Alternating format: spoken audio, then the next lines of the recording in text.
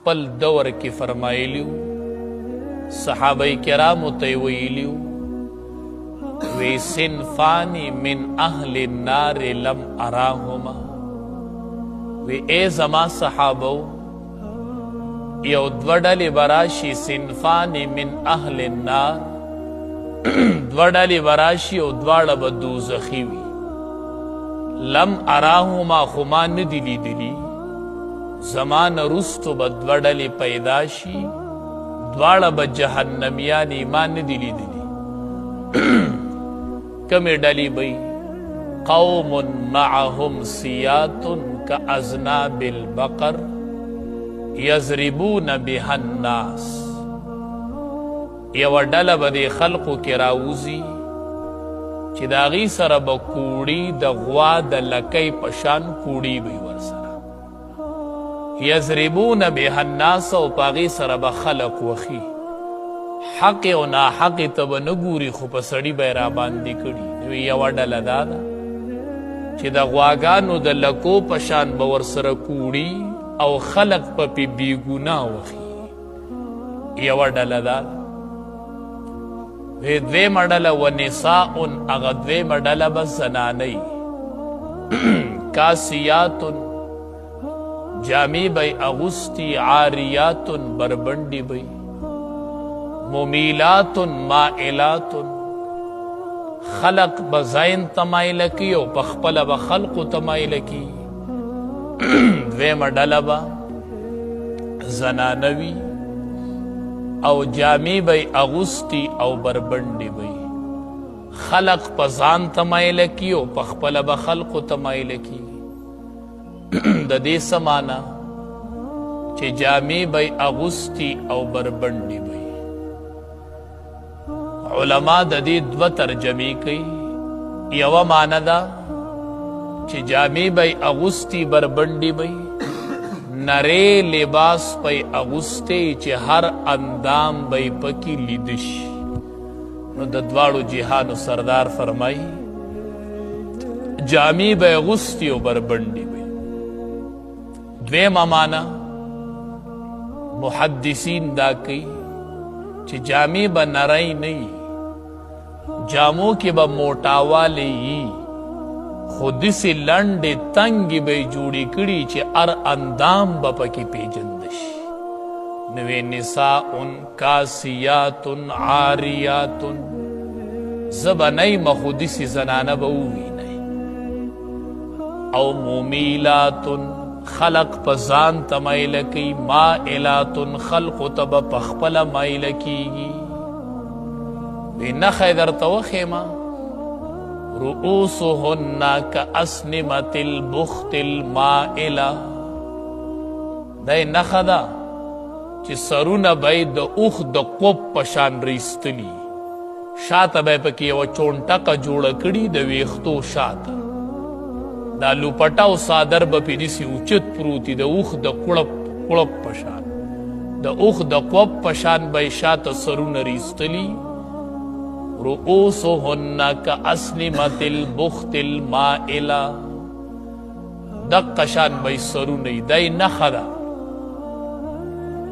ښه ده الله حبیبه دا زنانه به څه حکم وی ولا یدخلن الجنة ولا یجدن ریحها دا قسمه زنانه به نه جنت ته داخلیږي او نه به پې د جنت بوی لګي بوی به هم نه محسوسوي د جنت بوی به پې نه لګي او وان ریحها لتوجد من مسیرة کذا و کذا د دواړو جهانو سردارو فرمایل وی د هغې بوی نه دی د جنت دا به په ډېره فاصله کې سړي ته محسوسیږي بعضې روایاتو کې 40 کاله راځي چې ستا او د جنت ترمنځ 40 کاله فاصله نو ته به د جنت په خوشبوی پوهیږي چې دې طرف ته جنت او د دواړو جهانو سردارو فرمایل وی په دې زنانه وی بوی هم حرام دی بوی به هم نه وي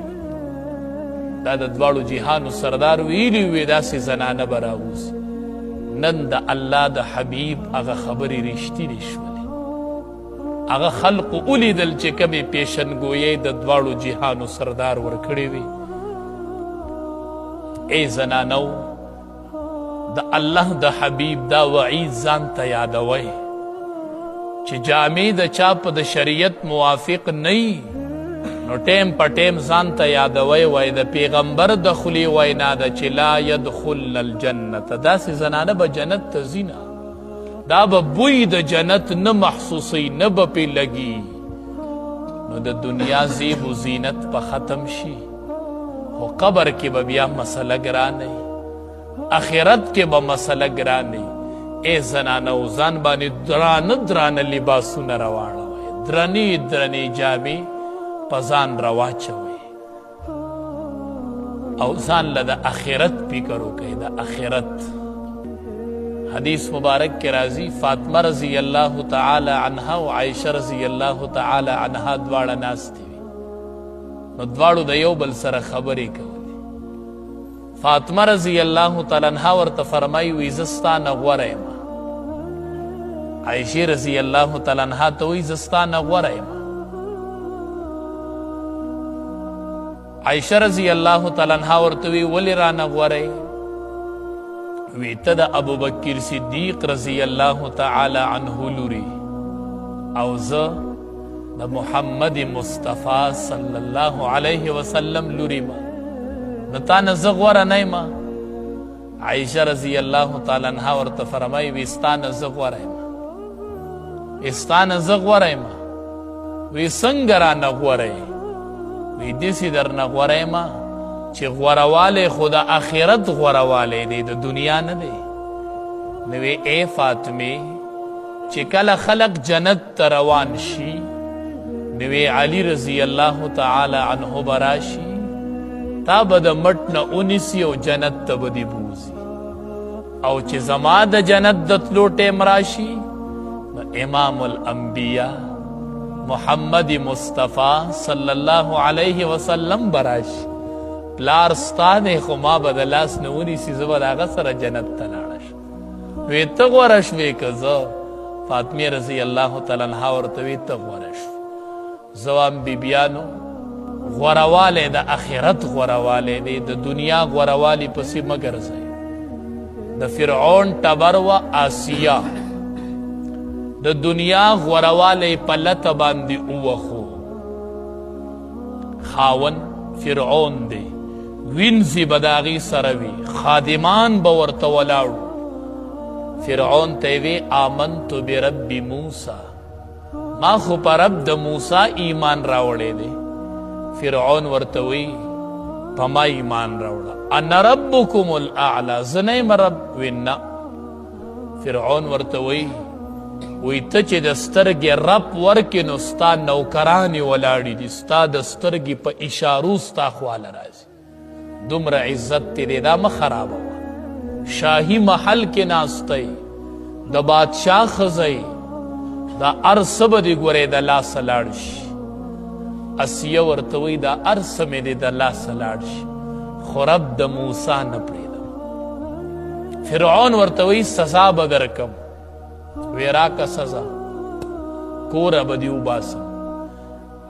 سزا به درکم. وی راکه سزا. فرعون آسیې ته سزا شروع کړله، حکم یې وکړو. بیا د فرعون سزا ذل اوتاد، قرآن وی د میخونو خاونو، په میخونو به یې خلقو له سزا ورکوله، میخونه به یې پې ټکوال. یوه معنه د ذل اوتاد دومره مضبوط حکومت یو لکه د میخونو په شان.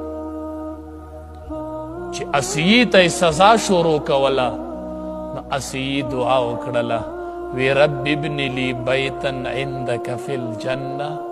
الله کور د لاسو لاړ، خاون لاړ، عزت لاړ، هر څه لاړل، الله هر څه مې قربان کړل، خو رب ابن لی بیتا عندک فی الجنه، الله په جنت کې راله د ځان خواته یو کور راکه. هغه دعا الله په قرآن کې نقل کړله. اوس چې موږ د قرآن تلاوت کوو، د اسیې په دعا باندې به ژبې خوځو چې رب ابن لی بیتا عندک فی الجنه. زنانه چرته جنت دعا غوښتې ده، ته ورته وایې قبر سره به بیا ګورو، خو اوس جوړه راوړه، فی الحال د کالي ضرورت دی، د جوړو ضرورت دی، واده دی. اسیي قیمتي دعا وغوښتله، وی الله د ځان خواته کور راکړي. رب العالمین جبریل امین ته وایي دا اسیي دعا دې واورېدله، ما قبوله کړله، خو اسیي تا دعا نیمګړې غوښتې ده او ما درله پوره قبوله کړله. داسې رب دی ته نیمګړې غواړه هغه به یې پوره کوي، ته نیمه دوا غواړه هغه به پوره درکوي. سړیه ته زر غواړه، الله وی بس زه پوه یم ما درله پوره درکړه. وی اسیي دعا وغوښتله چې د ځان خواته کور راکړي. نو وی جبریل امینه د عرش د ټولو جنتونو نه اوچت جنت چې دی هغه جنت الفردوس دی، او دا به امام الانبیاء محمد مصطفی صلی الله علیه وسلم ته میلاوي. هغه جنت چې دی د هغې د پاسه د هغې چت چې دی هغه د الله عرش دی، بس چې چت دی نو بره د الله عرش دی، دومره اعلی جنت دی.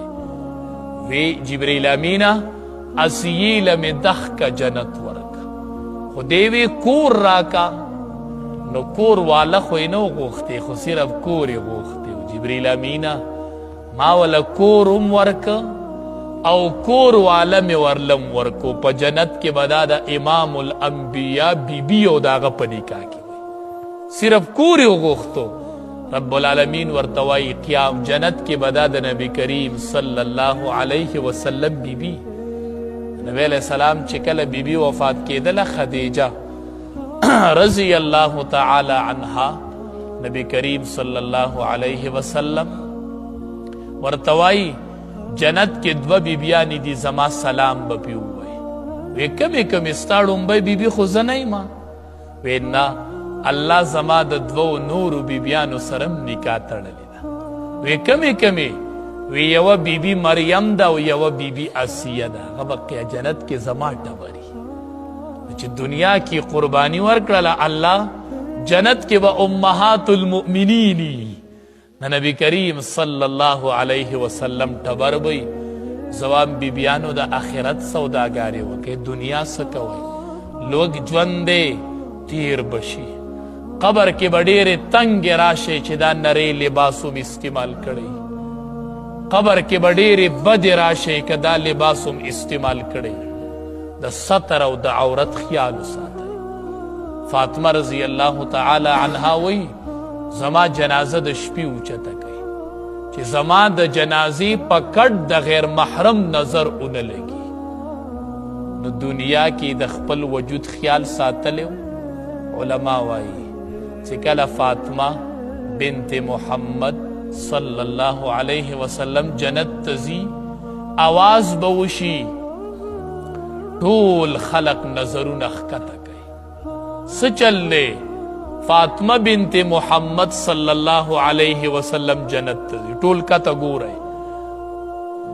او بیا به د فاطمه رضی الله تعالی عنها په شکل کې الله نوري بیبیانې پیدا کی، او دا به الله په ټولګي کې جنت ته داخله کی، چاته به پته نه لګي چې دې کې کومه فاطمه وه رضی الله تعالی عنها. نو د آخرت سوداګانې وکئ، دنیا کې درون لباس، درنې جامې، دا ډېر کم وخت دی، بیا به ستومانه یې درون لباس. دا د فقه مسلم ده چې ګورئ عورت سر په لوپټه کې ښکاري، لیچې پکې ښکاري، دغې جامو سره ګورئ منځ هم نه کېږي چې عورت پکې ښکاري او سړی په مانځه باندې ولاړي. نو د جامو اولنی مقصد څه دی؟ یواری سوآتکم، چې پټی به عورتونه ستاسو، دا د جامو مقصد دی. دې کې به عورت پیژندنه شي. ګورئ جامه به داسې چې هغې کې به د وجود موټاوالی او نریوالی نشي پیژنده. وریشه او لباس د ښایست، د لباس دویم مقصد چې دی هغه ګورئ ښایست هم دی چې ته پکې ښکلی ښکاري. خو علما وایي زینت د لباس مقصد دی خو په دې شرط چې د تکبر پکې نه وي. ګورې ښکلې جامې دي خو چې تکبر یې درکې پیدا کو نو بس خبره ختمه شوه. ښایسته جامې دي خو تکبر پکې نشته دی نو دا ښایست شریعت اجازت ورکوي. خذو زینتکم الله وی ونیسئ خپل زینت. د دواړو جهانو سردار وفرمایل وی چې سم زړه غواړي هغه خورئ او چې سم زړه غواړي هغه اغوندئ. دا د دواړو جهانو سردار وی سم زړه غواړي هغه خورئ سم زړه غواړي هغه اغوندئ خو په دې شرط چې د دوو خبرو نه به ځان ساتئ د اسراف نه او د تکبر نه. نور چې الله در باندې احسان کړی ښه لباس اغونده. حدیث مبارک کې راځي ان الله تعالی اذا انعم على عبد احب ان يرى اثر نعمته علیه. وی الله تبارک و تعالی چې په یو بنده انعام وکي احسان وکي مال ورله ورکي نو بیا الله په دې خوشحالیږي چې د هغې اثر پې ویني. الله خوشحالیږي ما مال ورکړی ښکلي کپړې اغوستي په دې الله خوشحالیږي. ان الله تعالی جمیل یحب الجمال. الله ښایسته دی او الله ښایستوالی غوره کوي خو په دې شرط چې تکبر پکې نه وي. ته نوې کپړې واغوندې بیا په لاره روان یې څوک نه ویني نو دا خو موجب د سزا دی. بیا ته خپلو بچو ته نوې نوې کپړې اغوندې او په کلي کې ورته یتیمانان زیرئ ګاونډیان ورته زیرئ او تکبر او فخر پې کوي نو دا ګورئ بیا نقصان دی. ولباس التقوی الله وی یوه بله جامه ده. یوه جامه هغه ده چې ستاسو ظاهري وجود پې پټ شو هغه دغه جامه ده. خو بل ولباس التقوی یوه جامه ګورئ د پرهیزګارۍ ده. یوه جامه چې ده هغه د پرهیزګارۍ ده چې په هغې سره به ستا باطن ښایسته کیږي په دې سره به د ظاهر ښایسته شي او بله جامه ده چې په هغې به د باطن ښایسته شي. ولباس التقوی هغه په جامه د پرهیزګارۍ او د تقوا ده په دې سره به ستا باطن ښایسته شي. لباس التقوا نه مراد جامه د تقوا دا کمه ده. د دې نه مراد څه دی؟ علما وایي نیک عمل. نیک عمل دا جامه د تقوا ده. بیبیانو دا جامې واغوندئ نیک عمل. بعضې علما وایي د لباس التقوا نه مراد د الله یره او بعضې علما وایي د دې نه مراد حیا ده. حیا زنانو یو ظاهري لباس دی یو باطنی لباس دی چې حیا ده دغه جامه واغوندئ. او بل علما وایي د لباس التقوا نه مراد ایمان دی او بعضې علما وایي د لباس التقوا نه مراد ښایسته اخلاق دي بهترین اخلاق چې دي. نو چې د جامه د تقوا دې واغوستل او په دې دې ځان ښایسته کو نو خیر دی که ظاهري جمال ظاهري لباس ته ښایسته نه وي خو اندروني ځان ښایسته کا نو دغه ښایستهوالی ډېر غوره دی.